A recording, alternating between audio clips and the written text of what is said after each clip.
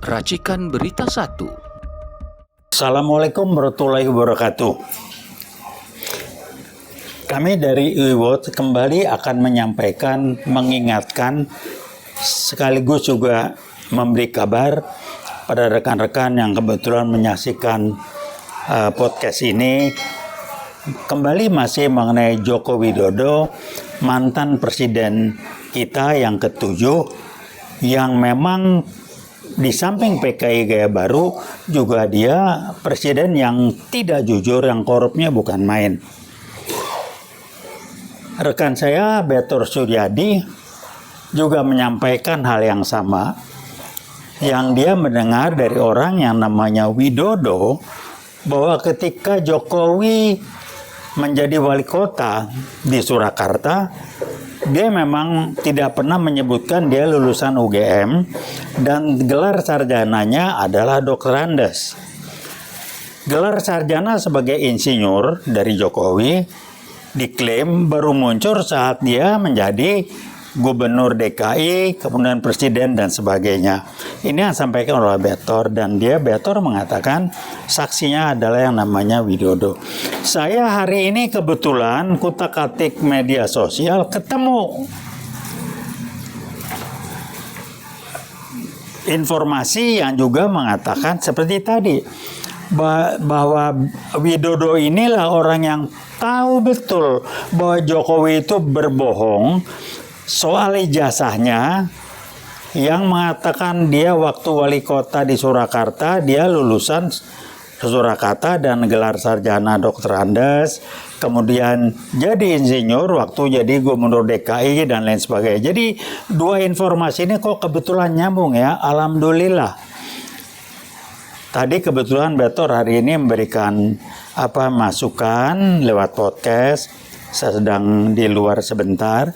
Kemudian saya pas baca kembali kemarin Pak Betor udah pulang dan saya diminta menyampaikan, saya sampaikan tadi itu, saya menemukan di media sosial bahwa Jokowi itu memang jelas. Kalau saya bahkan lebih keras lagi, dia tidak pernah kuliah di UGM.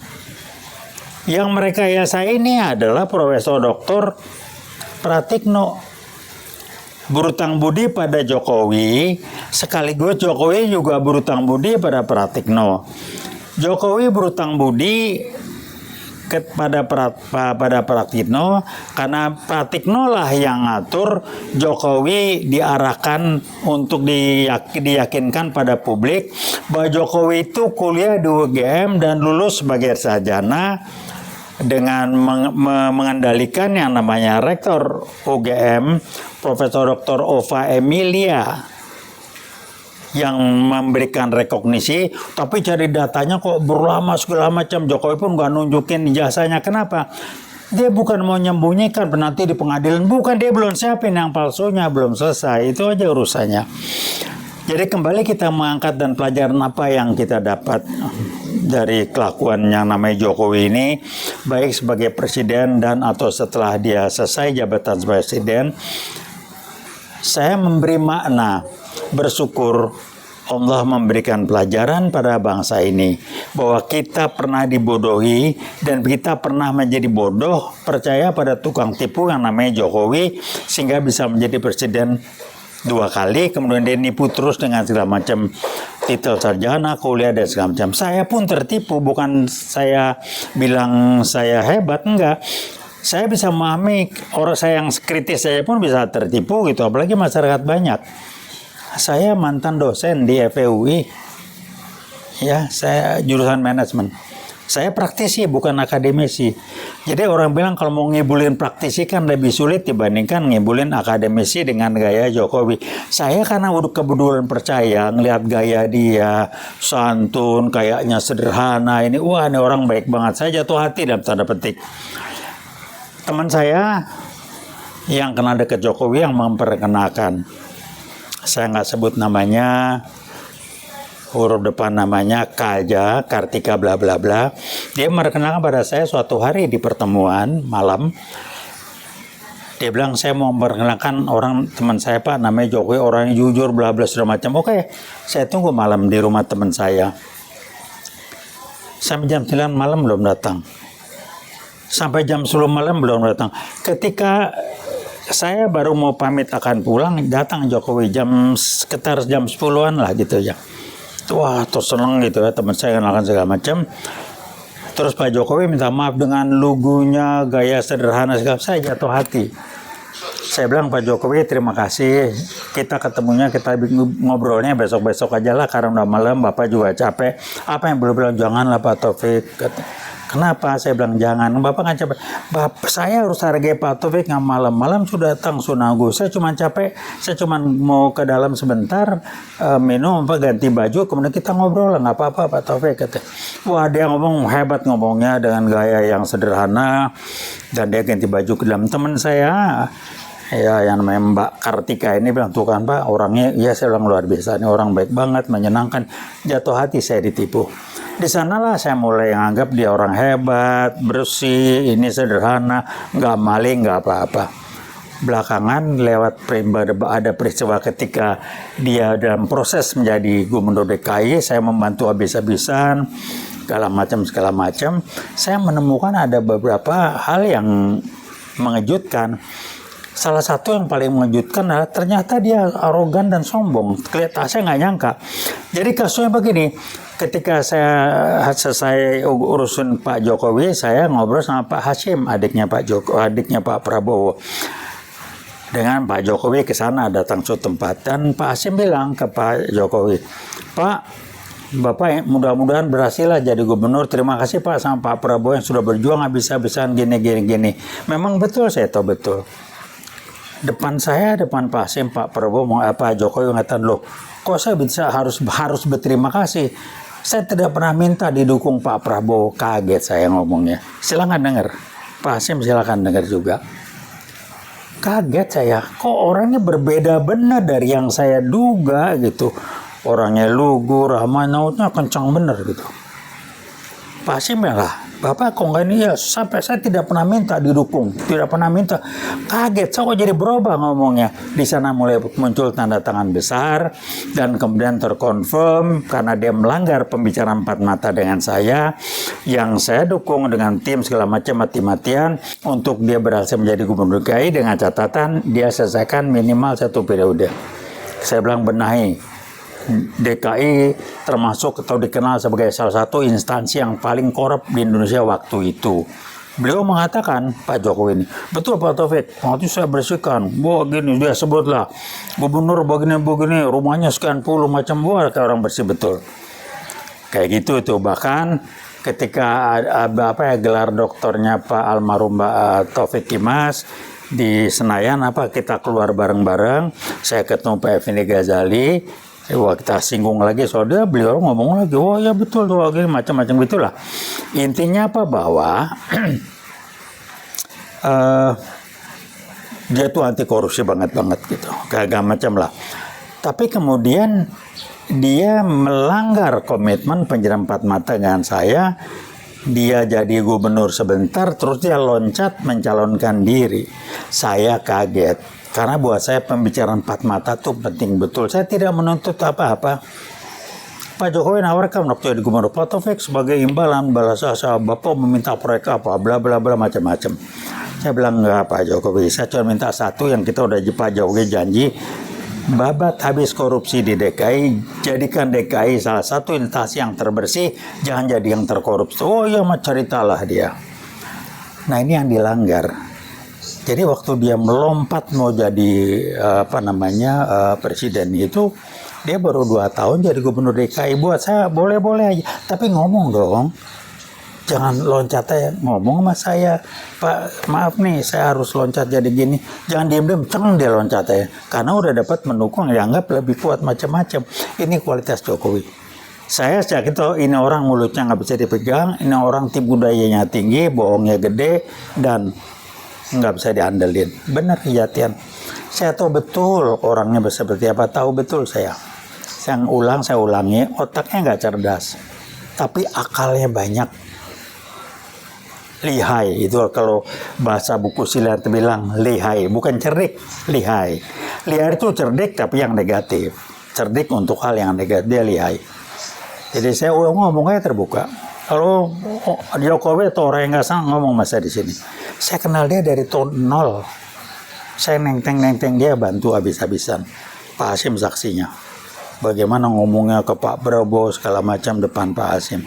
Jadi kembali saya ingatkan, ini adalah skenario Allah menjadikan bangsa ini mendapat pelajaran yang harus diingat untuk waktu-waktu berikutnya, bahwa kita pernah punya seorang presiden dan sekaligus mantan presiden yang ngerjain bangsa dan negaranya, berbohong luar biasa dan koruptor.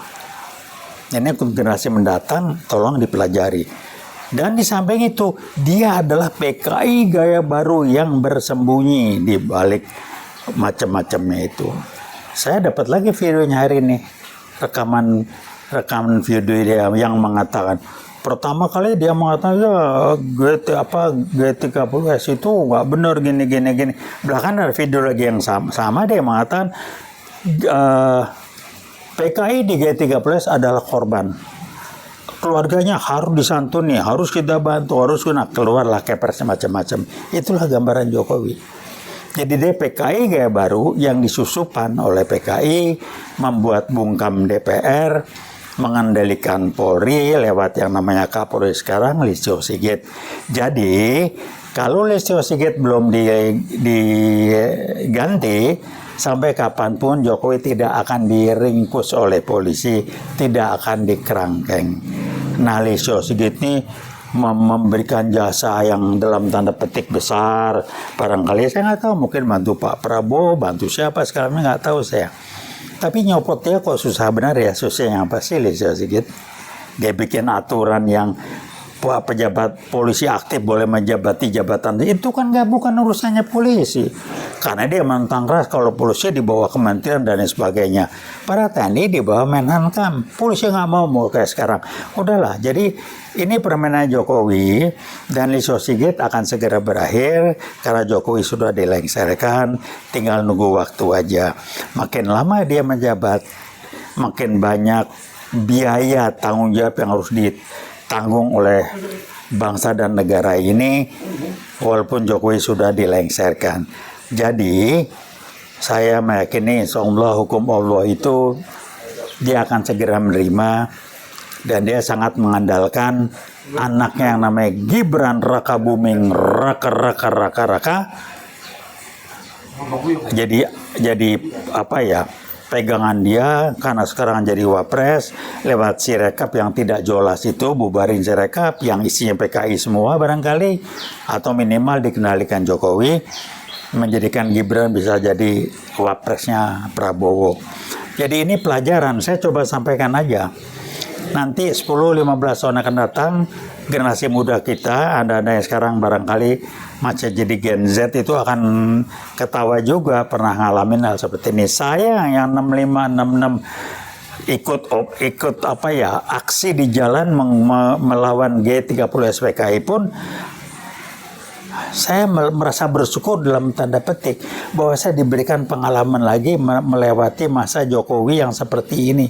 Nggak kebayang di diri saya bahwa bisa orang seperti Jokowi bisa lagi nipu, ngapusi, ngebohongi kita semuanya dengan cara yang lihai.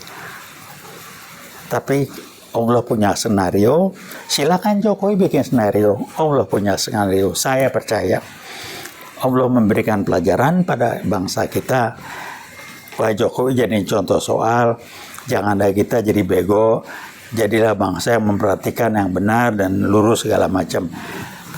Inilah Jokowi, masih ada video-video. Beliau beliau otaknya nggak nyampe, nggak mikir bahwa era sosial medsos sekarang ini rekaman itu bisa diputar balik.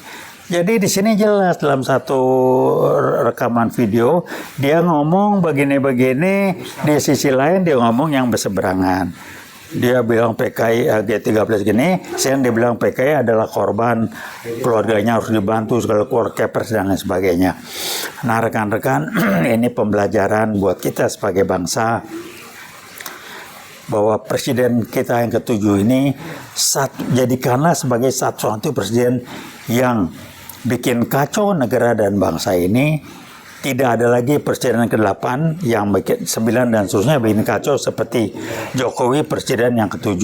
Bahkan sudah turun pun masih ngaco. Mau safari politik lewat partai gajah, partai PKI gaya baru yang namanya PSI. Mau keluyuran sana, udahlah ya. Tunggu aja, Gibran udah nggak bisa apa-apa lagi. Tunggu aja lah. Gibran gigi apa tuh? Gigi dan berani. Bukan berani, gigi bukan berani apa ya? Gibran berantakan, gigi dan berantakan yang akan segera juga dikerangkeng dan tanggung jawab. Nah, adiknya Gibran, Kaesang, tunggu aja waktu selesai. Dia naik jet pribadi, pakai duit siapa, dari mana duitnya, naik private jet mau kebongkar semua, dan pasti dia ditegur habis sama Jokowi itu. Lain kali kalau begitu jangan dipublikasi gini-gini. Memang anak lu bego, kayak lu juga bego. Dipublikasi, udahlah gampang. Semuanya ada waktunya, tunggu aja. Saya sabar nungguin.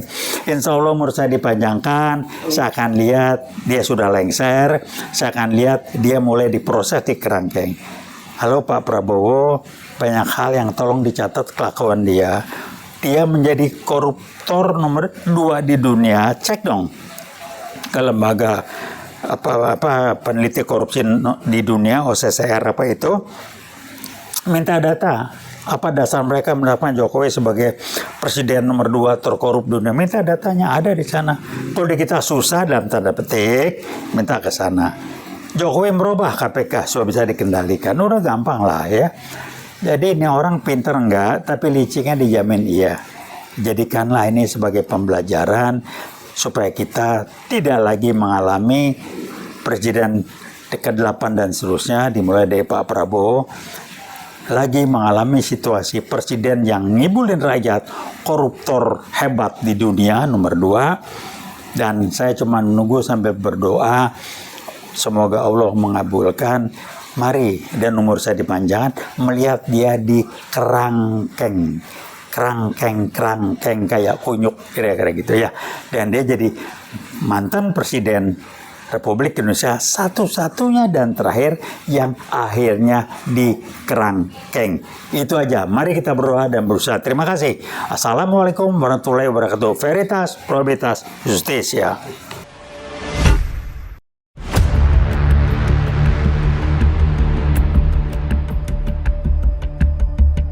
Racikan Berita 1.